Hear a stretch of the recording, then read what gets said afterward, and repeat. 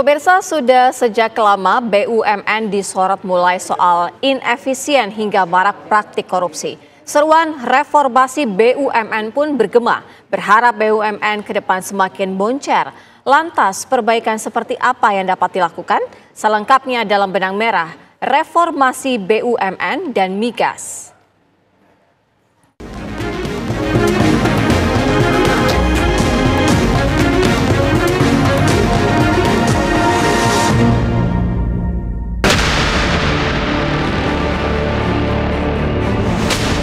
Saya akan melawan korupsi dengan sekeras-kerasnya dan dengan segala tenaga dan upaya yang bisa saya kerahkan tanpa pandang bulu.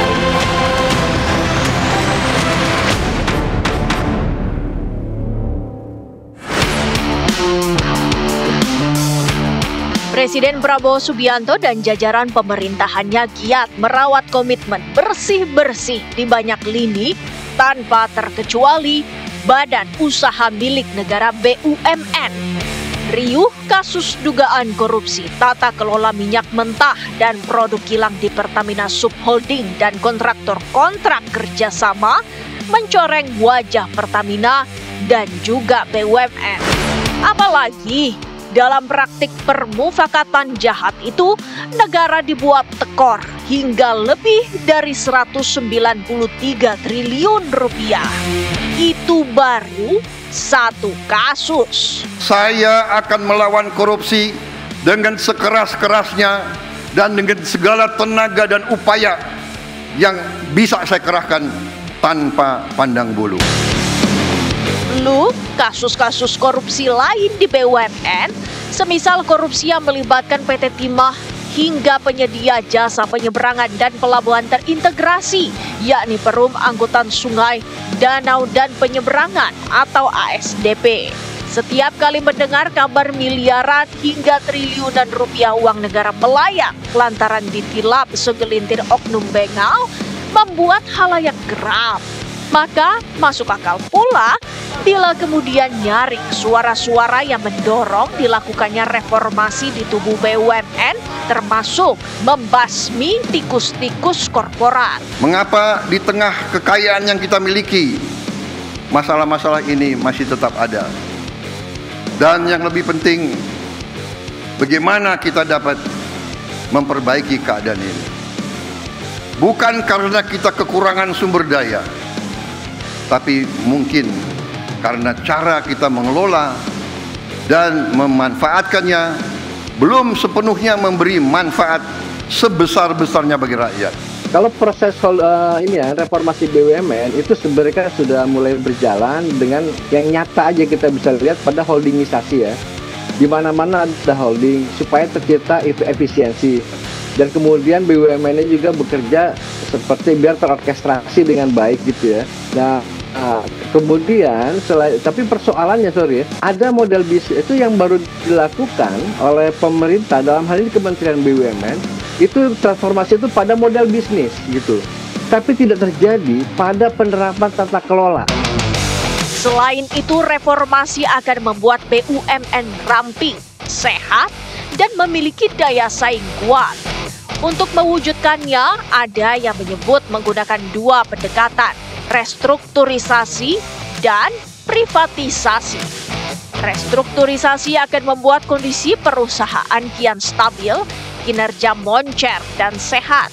Mengiringi pencapaian itu, nilai perusahaan akan turut meningkat, daya saing melesat, hingga berdampak positif di sisi keuangan kepada negara. Restrukturisasi yang membuat perusahaan BUMN menjadi kian sehat akan memudahkannya dilakukan privatisasi sebagai pendekatan lain dari reformasi BUMN.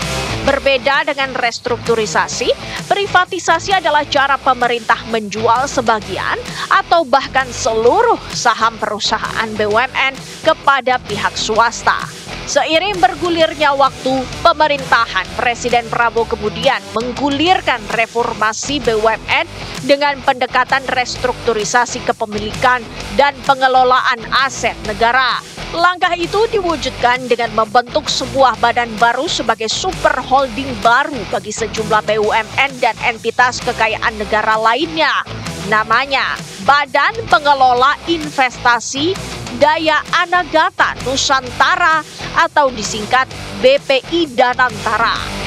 Danantara berperan sebagai lembaga pengelola dana investasi negara yang bertujuan mengoptimalkan pengelolaan aset BUMN.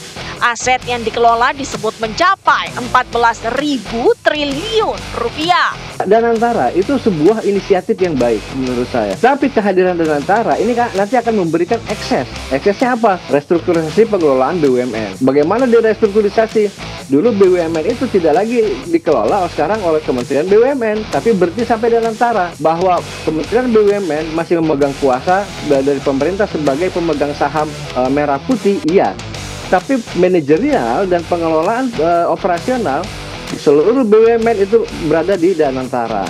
Nah, Danantara ini yang kemudian membentuk holding. Dua holding itu holding investasi dan holding operation. Dua inilah yang sekarang nanti akan jadi BUMN. Ke bawahnya itu bukan BUMN, jadi BUMN yang sekarang itu nanti statusnya adalah perusahaan privat.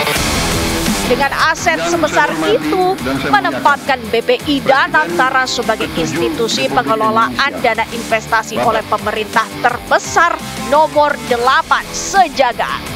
Danantara digadang-gadang bakal mengelola 47 BUMN. Sejauh ini, setidaknya sudah 7 BUMN yang bergabung. Ketujuh BUMN itu yakni Pertamina, PLN, BRI, BNI, Bank Mandiri, Telkom, dan Mind ID. Diketahui Mind ID atau kependekan dari PT Mineral Industri Indonesia adalah BUMN induk industri pertambangan Indonesia. Anggotanya yakni Aneka Tambang, Bukit Asam, Freeport Indonesia, Inalum, Bima, dan Vale Indonesia. Danantara Indonesia bukan sekedar sebuah badan pengelola investasi, melainkan harus menjadi instrumen pembangunan nasional yang akan mengoptimalkan cara kita mengelola kekayaan Indonesia. Peran BUMN sejatinya menjadi agen pembangunan dan penggerak pertumbuhan ekonomi di Republik ini. BUMN juga memikul tanggung jawab besar dalam menciptakan lapangan kerja dan menyediakan layanan publik yang vital. Namun, BUMN juga butuh dukungan hebat agar tumbuh sehat, memiliki daya saing kuat, dan bebas dari tikus-tikus korporat.